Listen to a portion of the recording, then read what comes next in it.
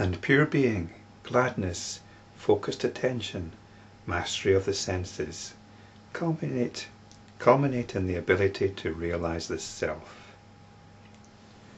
We're looking at the 8 limbs of yoga, and we're on the second limb.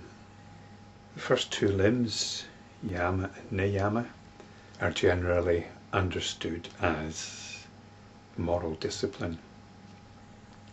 The first one, the yama, are things that you don't do. And the second one, the niyama, are the things that you do, your practices. I'm looking a little bit more deeply into it. And I understand the first limb as not indulging your inclinations. Basically, your inclinations to being comfortable, being cozy with yourself. And there's no point in just cutting out these things. There's no point in just saying, okay, I'm not going to do this. Okay, I'm going to give up smoking. I know it's not good for me. I don't feel good when I smoke, so I'm going to give up smoking. That doesn't work. You have to have the second aspect, the niyama, which traditionally is called the observances. These are the things you do. But I've translated this as the appropriate attitude. There has to be a change in attitude, a real change in attitude. So the idea that you've got, the intention you've got, is actually backed up by the emotional intention. The mental intention is backed up by an emotional intention. And there's a lot here. There's a lot in these observances. The observances were outlined in Sutra 32, Book 2, and they were gone into in detail right up to Sutra 40. And Sutra 41, we're still talking about the observances, about the appropriate attitudes.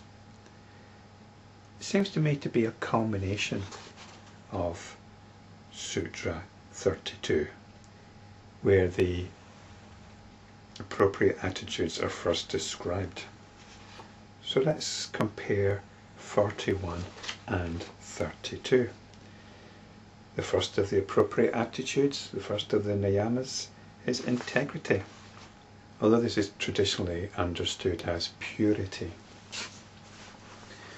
I tend to avoid the term purity because it can tend to lead to a certain degree of uptightness and anal retentativeness. So integrity, or being pure, means being consistent.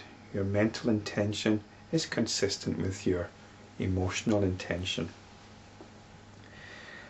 And in 41, the corresponding term here is satva. Traditionally, satva is the balancing aspect of our nature. It's one of the 3 so-called gunas. And in fact, in Sutra 41, it's actually 2 terms. It's satva followed by shuddhi. And shuddhi, it just means purity again. So we've got purity of being, or pure being. So these correspond to the first of the appropriate attitudes in Sutra 32. The second of the appropriate attitudes is contentment. And in Sutra 41, this is translated as gladness. It's being of a positive disposition. So if your attitude to things is to respond with contentment, it's going to give you a positive disposition, described here as gladness.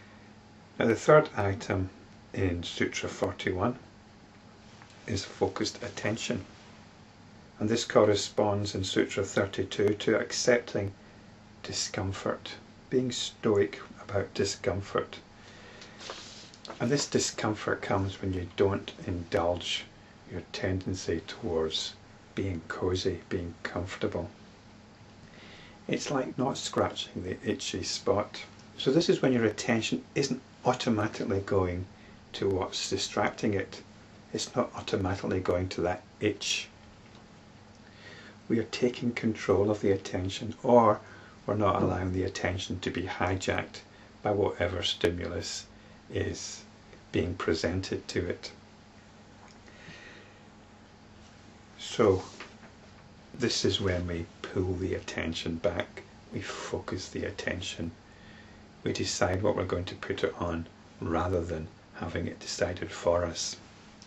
And the next item in Sutra 41 is mastery of the senses. And this also corresponds to the same item in Sutra 32 about accepting the discomfort. Because it's the senses which distract us, it's the senses which distract the attention, it's the senses which hijack the attention, sensory stimuli. I'm going to say more about this later on, but we must be very careful about the notion of control in spirituality, in yoga. It's very easy to get the impression that the yogi is the ultimate control freak. But the yogi isn't the least bit interested in control. At the same time, the yogi is not interested in being controlled.